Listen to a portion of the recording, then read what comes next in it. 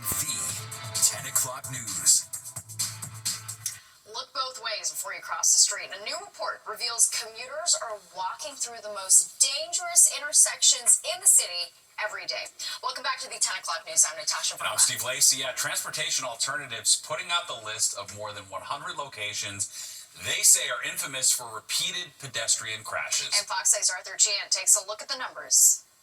We're up here on West 120th Street, and that's Lenox Avenue over here. This is identified as one of the 118 most dangerous intersections in the city, where 5 or more New Yorkers have either been killed or seriously injured in just the past couple of years. Now, these dangerous intersections are in every borough and just about every neighborhood. Now, with less than 2 weeks to go before the City Council closes its current term, street safety advocates, including Transportation Alternatives and Families for Safe Streets, unveiled brand new data showing the most dangerous intersections in New York City. The redder the dot, the more people killed and seriously hurt at that intersection. Not only are the dots in every borough, but advocates say 3 million New Yorkers live within walking distance of all the dots. While there are roughly 120 dangerous intersections, we break it down by the worst in each borough. In Manhattan, where we are standing, West 120th Street and Lenox Avenue. In Queens, it's Northern Boulevard and 48th Street. Flatbush Avenue and Avenue H is the worst in Brooklyn, and Bruckner Boulevard and St. Anne's Avenue is the worst in the Bronx. As for Staten Island, Hunton Street and Richmond Road. This map is so telling because we see it in every neighborhood in New York City. People are facing these dangerous intersections. Always something happened there, always.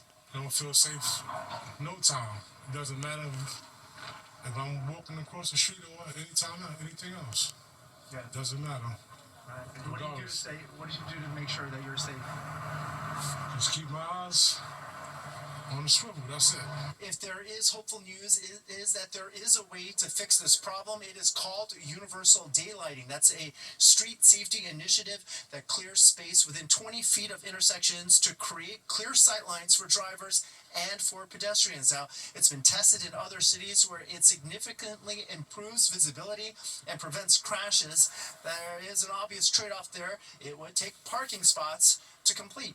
And yet, 26 of 51 city council members support the universal daylighting bill that now sits before them. Speaker Adams, do your job. However, City Council Speaker Adrienne Adams has yet to bring the daylighting bill to a vote. And with time running out, the coalition is urgently calling Speaker Adams out. Under Speaker Adams' watch, she has the opportunity to set her legacy with universal daylighting. She has the opportunity to either let this bill die or tell all New Yorkers she is standing up for their safety, that she is fighting for us, that she is making it possible for all of us to be able to cross the street safely. We cannot let this term end without this bill getting a vote. While advocates say they have met with the staff of Speaker Adrienne Adams' office, they say with so little time left that they just can't wait for another year to go by. In Harlem, Arthur Chien, Fox 5 News. Well, hearing tonight on the fate of a landmark church on the Upper West Side, the West Park Presbyterian Church is in a state of disrepair and is in contract to be sold to a developer. The new building would include both worship and community gathering space, but artists and preservationists want the existing structure saved. So the Landmarks Commission is now hearing from both sides. It could still be weeks before the commission makes a final decision. It's not traffic, but trash that's turning heads along I-95 in Stamford, Connecticut. All right, Fox 5's Richard G. Kovas went there to check out the growing garbage problem. A Metro North ride into the city along the New Haven line is quite scenic for commuters, but recently those riders noticed a pileup of what appeared to be a dumping ground just north of the Stamford train station. From mattresses to couches to tarps and clothing, it's a whole lot of garbage. It was just before Thanksgiving when this eyesore was brought to our attention. Our cameras finding the spot along a state road below Interstate 95. While filming, we spotted a man who appeared to be making his bed, as if he lived here. We reached out to Connecticut Governor Ned Lamont's office and the State Department of Transportation. The DOT originally telling us that it was aware of the situation on this state-owned property, and that what the photos show is likely not illegal dumping, but evidence of someone's current living conditions. We went back to the site today and stumbled upon even more trash dumped along the sidewalk.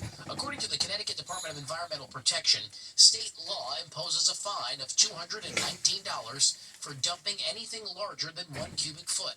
And if you're caught dumping with your vehicle, it will be confiscated, you'll pay the fine, and you could also be arrested. The state can sue for cleanup costs and the collection of bigger fines, up to $25,000 a day. Dumping can also be punishable under federal law. And that's where a nonprofit called Domus Kids Incorporated comes in. Organizers say illegal dumping in Stamford is becoming all too common. In the beginning of the week, Mondays and Tuesdays, a whole lot of trash on the east side of town and on South End. Big hot spot for trash and homeless people. Domus connects at-risk young adults with jobs. While we were investigating what was happening here, these young adults were spending the day cleaning up someone else's garbage here on South State Street. We reached out to the city of Stamford. A spokesperson says, quote, "The city of Stamford has an exceptional team in the highways department that works daily to address illegal dumping across the city." The statement goes on to point out legal ways for residents to dispose of bulk trash, including the Katrina Mygat Recycling Center and the Scale House, where residents can bring up to 200 pounds of material a day for free. The DOT still has not cleaned up a majority of this site, but a spokesman tells me on background that officials are now working with local state agencies to relocate whoever's living here and provide them with vital services. They're also planning to outsource this cleanup to a third party in case of any hazardous materials like needles. But for now, this eyesore along the I-95 corridor remains in place. We're in Stamford, Connecticut. Richard Giacobas, Fox 5 News. Breaking tonight, a Bronx teen will spend 12 years to life in prison for killing an innocent bystander on a subway platform. The Bronx County DA just announcing that sentence.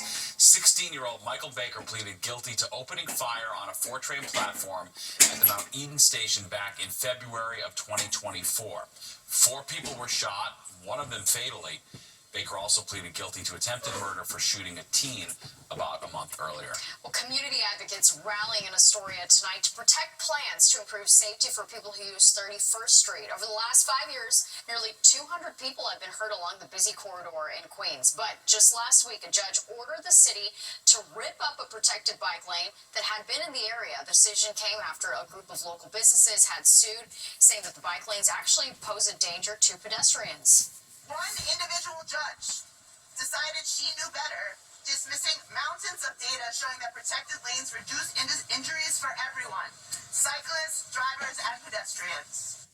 Safety advocates say that the improvements are necessary and will save lives. They point to a similar redesign in the area of White Plains Road in the Bronx, where injuries dropped by 41%. Well, still hunting for the perfect present for your pet? The Chief Animal Control Officer in Patterson is making sure every 4-legged family member gets in the holiday cheer. All right, New York City is topping a new list, but not in the way you might expect. The findings that detail why the city is the most stressed.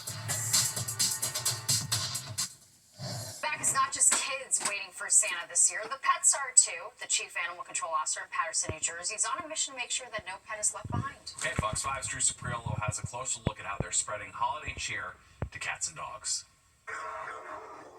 For the last 53 years, Chief John DeCando has dedicated his life to saving the dogs and cats of Patterson, New Jersey. If you spell dog backwards, you know what you got God. So we have to take care of them. Whenever our 4-legged friends are in need, DeCando answers the call. And while he might be helping a pet, what he's really doing is helping the people of this city, easing their burdens 1 box of kibble at a time. It's nice to put a smile on people's face when they leave here. We have people that come up here that want to drop off their pets because they have no food. This holiday season, as he has for the last 8 years, he's constructed approximately 500 donation boxes for dogs and cats. Almost done. It's as much a Christmas gift as it is a lifeline. Right now we have, for the dog list, we got 150 for the dogs, and for the cats, we have 92. The donations come from a number of local businesses who appreciate DeCando's good work because they know when the shelters are clear, it means the city is taking care of its own. 1,000 of smiles. Thousands of smiles, even the pet smiles, yeah. And they come up here with the pets in a little cart, they bring them outside, and everyone's happy. If you'd like to pick up one of these cat or dog boxes, you can do so on Monday at 10 a.m. But remember, you must be a Patterson resident, and you have to call beforehand and register. In Patterson, New Jersey, Teresa Priolo, Fox 5 News. Yeah, That's a good I plan, love it. for Yeah. sure. Well, he's a grandfather, a high school coach, and apparently not done throwing a football. Yeah, it's a wild story. Philip Rivers making a stunning return to the NFL at 44 years old. And Nick's here with a look at the forecast. Hey, Nick. Hi there, Steve. Natasha got a little clipper system that's diving into the Ohio Valley now. That's going to bring rain to a lot of the area tomorrow, but also a couple of spots are going to pick up some snow. I'll tell you about it when the 10 o'clock news returns. Jobs are available with the City of New York today. Get connected to career opportunities as a teacher, school nurse, correction officer, taxi inspector, and more. Whether you're starting out or looking for a change, there's a place for you with the City of New York. Start right now at deliveringforyou.nyc or call 212-386-5000. Hiring professionals are waiting to help. Work with NYC is where you're meant to be. Deliveringforyou.nyc. Indianapolis Colts are looking for a new QB, and they might have found one on the sidelines. That's right. 44-year-old Philip Rivers is coming out of retirement. Some are loving the idea. Others say it's time to hang up the cleats. We pass this one down to Kendall Green. When you think of a quarterback in the NFL, I think someone young and fit. but in case you needed a sign, it's never too late to ball out. Look no further than 44-year-old quarterback, dad, and granddad, Philip Rivers. The 8-time Pro Bowler earned the NFL's Comeback Player of the Year award in 2013 and led the league in passing yards back in 2010. So the stats say he's a qualified QB. And the retired vet is back in an Indianapolis Colts uniform. Obviously, Daniel Jones, the former Giants quarterback, is out for the year. He ruptured his Achilles this past Sunday. And his backup as a rookie named Riley Leonard, who has only played in 2 games in a backup role, and he's got a little bit of a knee issue. Rivers joins players like Aaron Rodgers, Joe Flacco, and LeBron James, a part of the 40-plus club, still balling on the biggest stage. Hey, if Steve DeBerg can do it, who else? Desta Birdie. There was a bunch of guys that could do it. Tom Brady. So, he can do it. Coming out of retirement to sign with the Indianapolis Colts practice squad, Rivers could become the league's oldest active player to take snaps under center. A center who happens to be more than 20 years younger than him. He was a year and change old when Philip Rivers was drafted in the league. So, he'll be taking snap from that guy who was basically a year old when he was drafted. But Rivers' re-entry into the league is a little bit different since he hasn't played a down of pro football since 2021. That's a lot to ask a guy to come off the couch and come in at that age. So I think it'll be interesting to watch. Shane Steichen, who is, as I mentioned, the head coach of the Colts, is 41 years old, so he's younger than Philip is. Now, one of the most interesting elements of this story is Philip Rivers is a 2026 semifinalist for the Pro Football Hall of Fame. And if at any time he gets moved from the Indianapolis Colts practice squad to the active roster, his induction has to be pushed off 5 years. We'll have to see what happens with that. But that's the latest here in Hell's Kitchen. Kendall Green, Fox 5 News. Wow, I still don't get it, but No, okay. I know. It seems like kind of too desperate. Is that what you're saying? Everybody's been at it. I know. It is wild. There's just no one else who's young and healthy who could be talented for this. I know. Guess not. It seems like a long shot, but as Kendall said in there, boy, if he pulls this off, his case for the Hall of Fame is getting even stronger. It is wild. I hope he doesn't get hurt. All right, let's go to Nick now for a look at the forecast. And cold day today, Nick. A little warm up, but then that comes with rain tomorrow. Is that the deal? Yes, rain for the city and the nearby suburbs and along the coast, but there'll still be that potential snow to rain mix over the northern and western suburbs. So something to think about tomorrow. It's not a big storm. At least temperatures will be getting back into the 40s for one day, and then it gets cold again. 34-19 today. That 34 happening in the last few hours, so it took all day to get there. 46-36 in the average department. So again, we'll get right to mid-40s tomorrow, and that's going to be it. Gets colder after that. Record low 7, 1876. And in 1966, it was 66. Okay, right now cloudy, mostly cloudy, 34, wind out of the south at about 7. It's getting a little gusty, though. Humidity on the increase, pressure up FR, falling rapidly as that system approaches from the Ohio Valley. That's not surprising to happen right now. All right, so temperatures are actually up a little bit now. We hit 40 in the Hamptons here in the last hour. 39 islip, back down to freezing at Belmar. Below freezing, you see, in the 20s, Sussex up there to Monticello. But again, a big difference from 24 hours ago when it was getting quite cold out there. We're now 10 to 18 degrees warmer with the south wind, 5 to 10. But it is a little gusty. We're starting to see now sustained wind there, 23 at Bridgeport. And those gusts will get to 20 to 25 tonight, and they'll be pushing 25 to 30 miles per hour tomorrow. All right, so highs for the day, some of them happening in just the last hour or two. Mid to some upper 30s again, city and along the coast. Yet to get above freezing, though. Poughkeepsie back towards Scranton. And as you look through the northeast, kind of the same story. A cold day in Boston and Providence, they're about 30 there each. Albany 27, State College 28. Now we start to see some improvement, though. Areas that yesterday were stuck in the 20s, well, they made it into the 30s today. Detroit, Chicago, they're 36. 50s appearing there at Nashville. So we'll see some of that air return here tomorrow, just like I said, though, only for one day. So snow showers earlier in upstate New York, they're not coming our way, right? They're heading off on into New England. It's this little clipper system that's diving down across Minnesota, now heading eventually towards Wisconsin, and producing a couple of inches of snow there. That system is going to move across the Ohio Valley and then come our way. So the result will be that moisture coming up for tomorrow. In the meantime, 50s. Much of the Pacific Northwest down to San Francisco. 81 LA today, a little Santa Ana wind going on there. 70s Miami, that's about 10 degrees cooler, but 60s making it northward to North Platte. We were the coldest part of the country here in the Northeast today. All right, Futurecast overnight, clouds are in play. Temperatures are going to kind of hold where they're at, right? Upper 20s to the mid to some upper 30s. Tomorrow, about midday now, we'll see the rain start. So it's raining a little slower now as the system comes in. There's that snow off to the north, but even that will start mixing with a bit of rain in spots before it ends later tomorrow evening. Then as we head into Thursday, windy day, back to the 30s we go. And it gets, again, staying on the cold side towards the end of the week. And the potential there is, again, for about an inch of snow.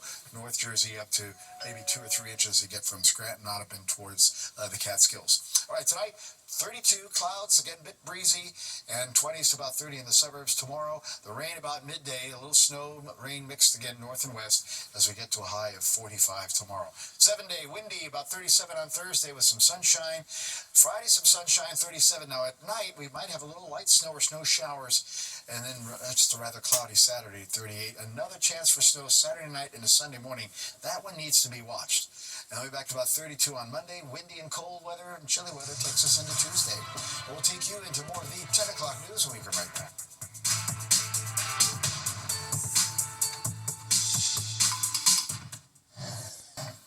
The rankings are out for the most fun cities in the U.S., and New York City didn't even crack the top 10. All right, Sharon Crowley caught up with Chip Lupo from Wallet Hub on Newsroom Live. Tell me what you studied and what you found. Well, we try to create a comprehensive study when it looks to fun cities. So what we did is that we compared 182 cities, and this includes 150 most populated U.S. cities. Okay. Across 3 key dimensions: entertainment and recreation, nightlife and parties, and costs. We then rated those 65. You were doing well on the first 2, but I'm a little worried about the third one. Costs, it's pretty expensive here. Yeah, so you'll see a trend here in a second. But we then evaluated those using 65 relevant metrics, and those range from everything from fitness centers per capita, movie costs, average business hours of breweries, cost of beer, wide range of things to get a comprehensive look at what makes a fun city. Okay. And New York, not bad. I know New York is always about number one, but yes. New York, 14th overall out of 182 cities. Still very good. We didn't even crack the top 10. No, and we're going to find out why here in just a second. All right, I'm waiting. I can't. There's New York. She doesn't like what she's hearing, but you go ahead, Chip. New York ranked 5th overall in entertainment and recreation, as you might expect. High numbers in number of attractions. It's a high TripAdvisor rating. Diversity restaurants, of course. Baseball, softball diamonds per capita. Basketball hoops, tennis courts, all of that. Mm-hmm. Ranks, 8th overall in parties and nightlife. Okay. There's always a good party in New York, so some good numbers there in terms That's good. Doing a little better. Pool halls, beer gardens, presence of music festivals, music venues, dance clubs, all of that. Comedy clubs, number 1 overall in comedy clubs per capita. So we laugh here in New York, is that what you mean? Number 1 overall, yeah, pretty much. Prevalence we like of to laugh. That's good. Comedy. Well, that's good because where the wheels fell off for New York City was in cost. 181 out of 102, which placed only ahead of Yonkers, New York. Ah, And they say placed it isn't 100. so. And they placed 180th overall in Fun City. So they were 2 from the bottom. As you might Poor expect, Yonkers. Sharon, restaurant meal costs very high, movie costs, bowling costs, average fitness club fees are high, and of course you've got the cost of living. Hotel rooms are not So, cheap. all right. So where's number one? Where's the funnest place to go? Las Vegas, Nevada. Yeah, but for how long? Las Vegas is for about Like 13 hours. 24 You're hours like, get me out of here. max. I've seen enough. All right, Fox 5 right that. And if you're live in the Fox Local app, download the app for free and take your news on the go. All right, there's more of the 10 o'clock news straight ahead. We'll be right back.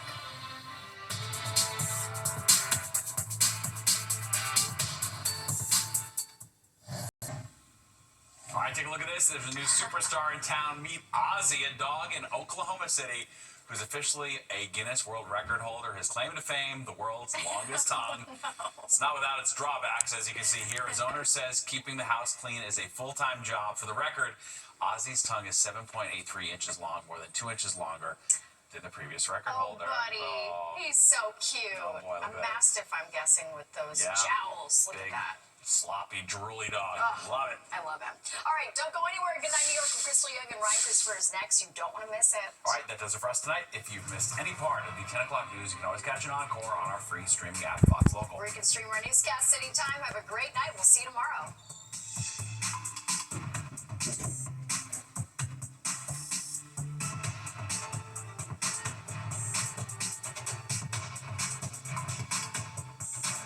Danny, don't turn it on.